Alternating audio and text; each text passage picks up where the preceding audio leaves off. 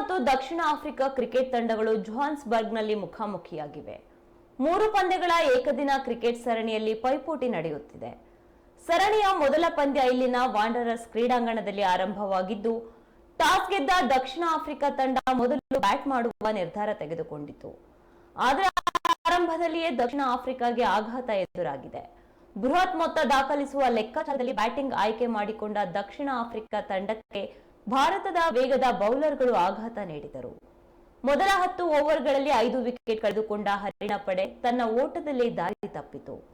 ಭಾರತ ತಂಡದ ಎಡಗೈ ವೇಗದ ಬೌಲರ್ ಹರ್ಷದೀಪ್ ಸಿಂಗ್ ಮೊದಲ 10 ಓವರ್ಗಳಲ್ಲಿ 4 ವಿಕೆಟ್ ಪಡೆದು ದಕ್ಷಿಣ ಆಫ್ರಿಕಾ ತಂಡದ ಬ್ಯಾಟಿಂಗ್ ಬಲವನ್ನು ಅಡಗಿಸಿದರು. ಅವರಿಗೆ ಉತ್ತಮ ಸಾಥ್ ನೀಡಿದ ಮತ್ತೊಬ್ಬ ವೇಗದ ಬೌಲರ್ ಆವೇಶ್ ಖಾನ್ 2 ವಿಕೆಟ್ ಉರುಳಿಸಿ ಭಾರತಕ್ಕೆ ಮೇಲುಗೈ ಒದಗಿಸಿದರು. ಡೇವಿಡ್ ಮಿಲ್ಲರ್ ಸಹ ಬಹಳ ಹೊತ್ತು ಕ್ರೀಸ್ನಲ್ಲಿ ನಿಲ್ಲಲೇ ಇಲ್ಲ.